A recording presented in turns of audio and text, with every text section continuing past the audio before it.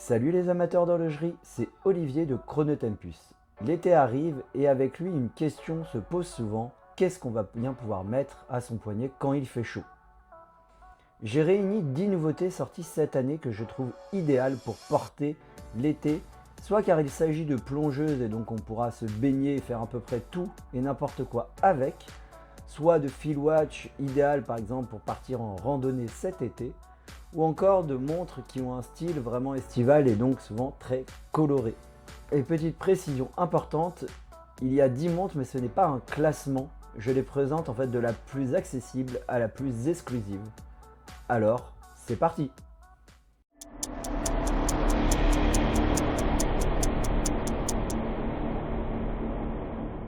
On commence avec l'évolution la plus maligne de l'entrée de gamme automatique, la Tsuyosa Shore de Citizen. Citizen reprend son best-seller sport chic à bracelet intégré, la Tsuyosa, et la transforme ici en plongeuse avec lunettes unidirectionnelles à 120 crans et 100 mètres d'étanchéité contre 50 seulement avant. On garde le boîtier de 40 mm, désormais épais de 12,55 mm, la couronne encastrée à 4 heures et le bracelet 3 maillons. Dedans, le calibre 90 gagne enfin le stop seconde pour un réglage plus propre et plus facile. Le fermoir en acier intègre un micro-ajustement très pratique sur 3 positions et donc vous pourrez même porter votre montre sans avoir à faire trop de réglages juste avec ce micro-ajustement quand votre poignet gonfle l'été. 4 cadrans sont disponibles comme vous pouvez le voir sur les images avec le bleu marine, le bleu plus clair tirant sur le turquoise, un vert sur un boîtier doré et une version bicolore bordeaux. Mais attention, malgré la lunette et le look, ce n'est pas une vraie plongeuse. La couronne, elle reste sur un simple poussé tiré et elle n'est pas vissée. Et donc on est plutôt sous le format d'une skin diver et d'ailleurs l'étanchéité à 100 mètres le prouve. Il faudrait au moins une étanchéité à 200 mètres avec une lunette unidirectionnelle et une couronne vissée pour être une vraie plongeuse selon la norme ISO. À éviter pour les plongées sérieuses, mais vous pouvez tout à fait l'utiliser en piscine. Et à 330 €, on peut comprendre et c'est vraiment une montre que je trouve très réussie.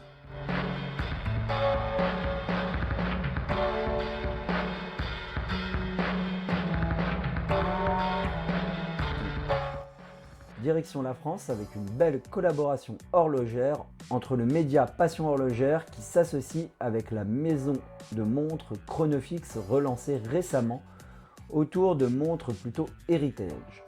Il va donc s'agir d'une série limitée à 180 exemplaires numérotés PH001 et PH180. Le chiffre c'est 15 ans multiplié par 12 ce qui donne donc 180. On repart donc sur une version qui se base sur la sous-marine de Chronofix, cette montre que j'ai ici. Comme vous pouvez le voir, il s'agit donc d'une montre qui est vintage. Et pour la collaboration entre Passion Horlogère et Chronofix pour célébrer les 150 ans, Thierry Gasquez, donc le fondateur du média Passion Horlogère, a lui choisi un cadran bien différent, que je vais vous montrer à l'image juste ici. On retrouve donc un boîtier compact en acier 316L de 37 mm de diamètre, une lunette unidirectionnelle comme sur cette version, avec 60 crans, 200 mètres d'étanchéité, un verre saphir et un beau cadran, donc qui là ne sera pas comme ici noir avec des chiffres bleus mais bleu profond, dégradé, débarrassé de la date pour un équilibre vintage. Alors qu'ici comme vous pouvez le voir, on a bien la date qui se trouve à 3 heures. À l'intérieur on retrouve le calibre Seiko NH35 et surtout la montre est livrée avec 2 bracelets, un en cuir clair gravé et une maille milanaise pour la baignade. En effet, le bracelet cuir, c'est pas vraiment ce qu'il y a de mieux pour se baigner.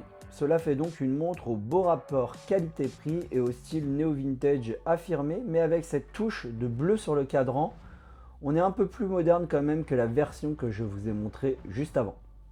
Alors comme vous voyez au poignet, hein, ma version donc qui n'est pas la version de la collaboration est aussi très agréable et elle se porte très bien grâce à son diamètre contenu même sur un poignet qui est assez petit comme le mien, un peu moins de 17 cm pour mon poignet.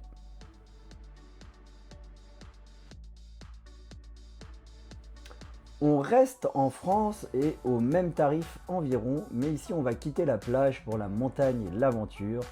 La GRX est la Fieldwatch d'inspiration alpine de chez Charlie Paris, dessinée et assemblée à Paris. Cette année, la gamme elle va s'étoffer avec la RQ pour Rescue. Ici qui est dans un beau boîtier par exemple turquoise, mais il existe aussi dans d'autres coloris que je vais vous montrer en photo. Donc le boîtier il fait 39 mm pour seulement 10,9 d'épaisseur. On le découvre avec un verre saphir bombé, 100 mètres d'étanchéité et à l'intérieur il y a un Seiko VK64, un méca quartz, donc on va avoir la précision du quartz pour l'heure et un module mécanique pour le chrono. On peut dire qu'on a le meilleur des deux mondes, alors même si moi de mon côté je préfère le tout mécanique, et ça n'aura pas forcément le même prix. Autre avantage de la montre et de ce mouvement, c'est le poids, il fait seulement 53 grammes. Et donc c'est vraiment un poids plume pour la randonnée et ce qui sera très agréable lors des longues marches. La montre elle existe aussi avec d'autres boîtiers et d'autres cadrans et moi j'aime beaucoup aussi ce cadran avec ces deux compteurs qui n'ont pas les mêmes couleurs, souvent orange d'un côté et de l'autre il peut être bleu, noir ou encore vert.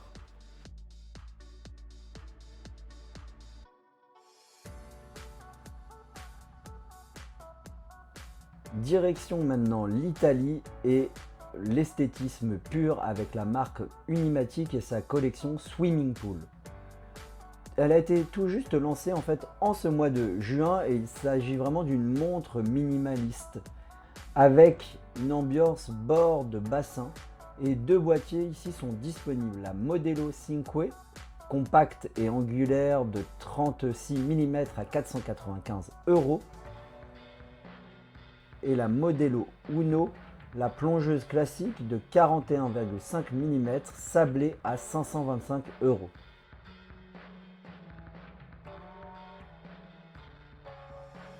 Toutes les deux en tout cas sont étanches à 300 mètres, ce qui permettra vraiment de les considérer comme des plongeuses et de faire tout type d'activité nautique avec. Trois cadrans sont disponibles en dégradé pastel à accent bleu nuit, Crystal Blue, Infinity Mist et Aqua Laguna avec par exemple des index 3D et du Super Luminova. Attention, chaque référence elle est par contre limitée à 99 exemplaires dans le monde. Donc si une teinte vous parle, il faudra être assez rapide. Elles vont être forcément en rupture de stock très rapidement. Petit point faible, les montres elles ne sont pas automatiques mais elles disposent d'un mouvement à quartz, le Seiko GH31A. Donc c'est à quartz mais c'est quand même un mouvement de qualité.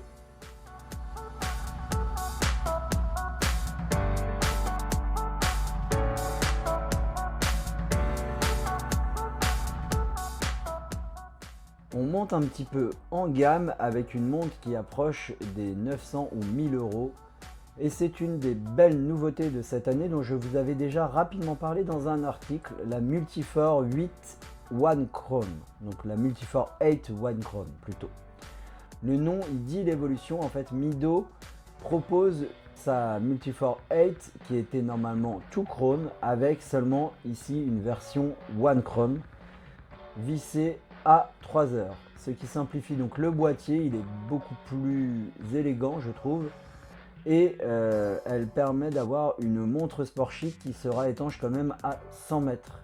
Donc c'est un boîtier de 40 mm pour seulement 9,9 d'épaisseur et avec en signature sa lunette octogonale facetée, couronne et fond également octogonaux pour rappeler justement ce dessin de la couronne. Le cadran il dispose de lignes horizontales, héritage en fait de la Multifor qui est née en 1934, c'est pas une montre qui est toute récente.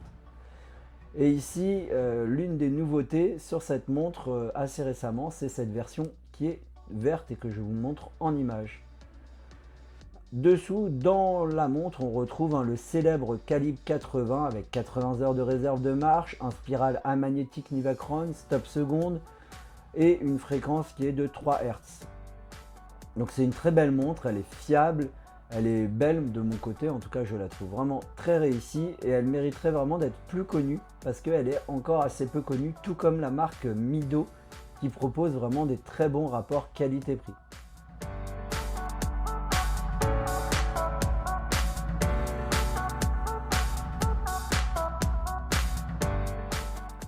Première historique pour Alpina, sa toute première montre solaire avec dedans le calibre AL140 développé par Lajouperet qui fait partie du même groupe qui appartient donc à Citizen et il se loge dans ce boîtier coussin de l'Alpiner Extreme, une montre que j'aime beaucoup chez Alpina. On trouve ici un format qui est compact avec un diamètre de seulement 37,5 mm pour un peu plus de 10 mm d'épaisseur et ce qui la rend confortable au poignet.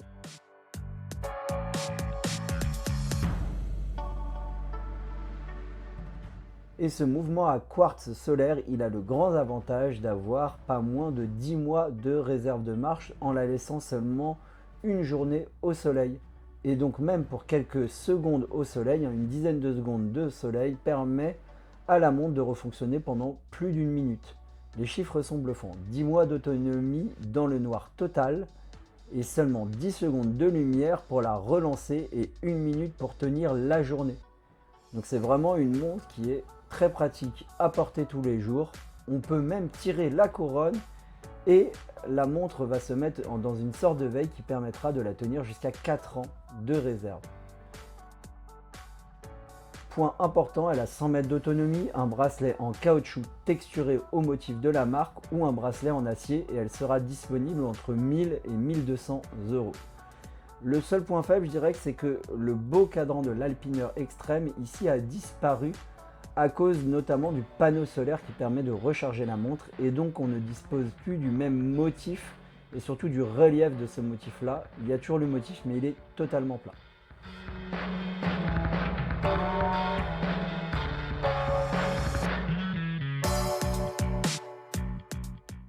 Je vous présente ici une montre sport chic de chez Raidillon, une marque belge, la Grande Turismo, dans cette belle version avec son cadran blanc et ses deux lignes bleues, largement tirées en fait du sport automobile.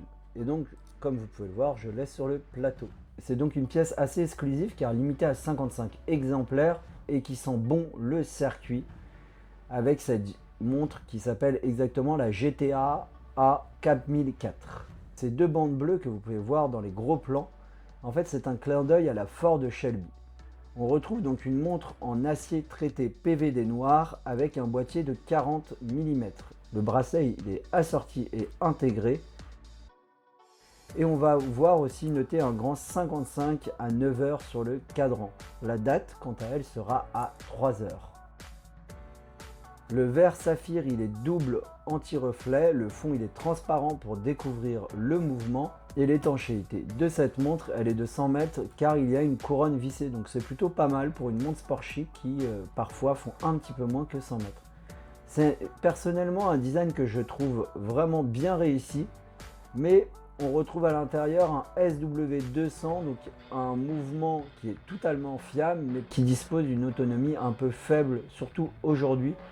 On est seulement à 40-42 heures, alors que certains autres mouvements peuvent maintenant monter à 60, 70, voire 80 heures.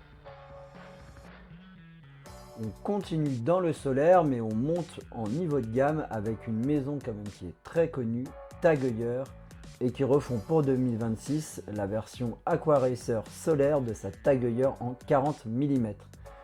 Elle a une nouvelle lunette, une géométrie de boîtier qui est plus tranchée, un bracelet interchangeable sans outil.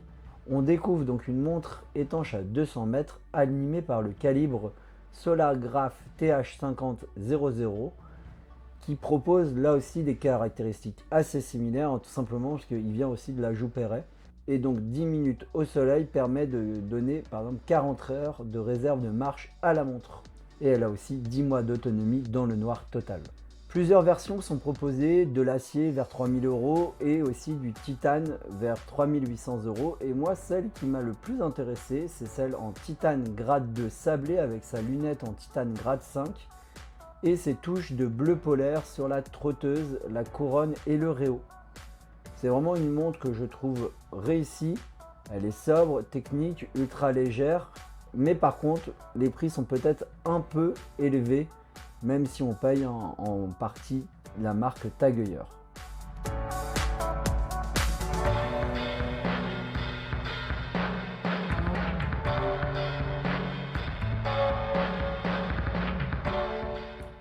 C'est l'une des marques de montres de plongée iconiques avec sa forme si particulière et surtout sa célèbre couleur orange sélectionnée par la marque il y a plusieurs dizaines d'années car c'était la plus visible en plongée. Je parle donc de Doxa. Et Doxa va ressusciter sa Sub 200 T-Graph 2, un modèle de 1969 et c'est l'un des premiers chronographes de plongée de l'histoire. Pour 2026, le boîtier coussin il s'affine légèrement, 42 mm de diamètre pour 14,6 mm d'épaisseur. Alors moi je trouve que c'est toujours un peu des dimensions quand même assez imposantes, mais l'ancienne faisait 43 de diamètre et 15 mm d'épaisseur. Et dedans on retrouve le calibre Sellita SW510 automatique avec un compteur 30 minutes, date à 6 heures et le mythique bracelet grain de riz qui lui donne une touche néo-vintage. 4 teintes sont proposées, l'orange professionnel, le Sea Rambler argent, le Shark Hunter noir et le nouveau bleu Caribbean. Et bonne nouvelle, alors que ces montres étaient souvent des éditions limitées, elles rentrent en collection permanente. Mais attention, car Doxa le dit lui-même, ce n'est pas vraiment un chrono de plongée au sens strict, mais plutôt une plongeuse qui dispose d'un chronographe. Sous l'eau, c'est la lunette qui compte, le chrono, lui, il servira seulement en surface.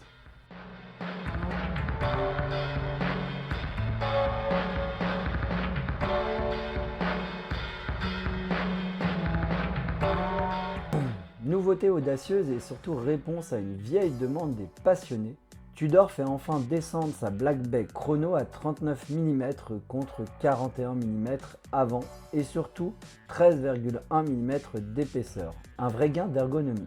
Issu de la collection Daring Breeches, aux côtés des versions Pink et Flamingo Blue, la Bubble Bee se repère à 1 km avec son cadran jaune bombé et ses sous-compteurs noirs creusés. Aiguille Snowflake, lunettes tachymétriques fixes.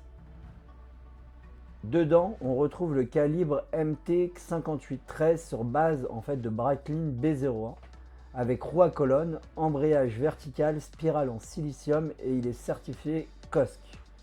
Il offre aussi 70 heures de réserve de marche, ce qui est vraiment très bien. Le bracelet en acier intègre le fameux fermoir T-Fit à réglage rapide, fenêtre de 8 mm sans outil et donc c'est vraiment idéal l'été quand votre poignet peut gonfler. Alors qu'est-ce que vous pensez de ce jaune? C'est peut-être clivant et c'est sans doute pas pour une montre Dali, mais de mon côté moi j'adore, je trouve que ça rend la montre assez hors du commun.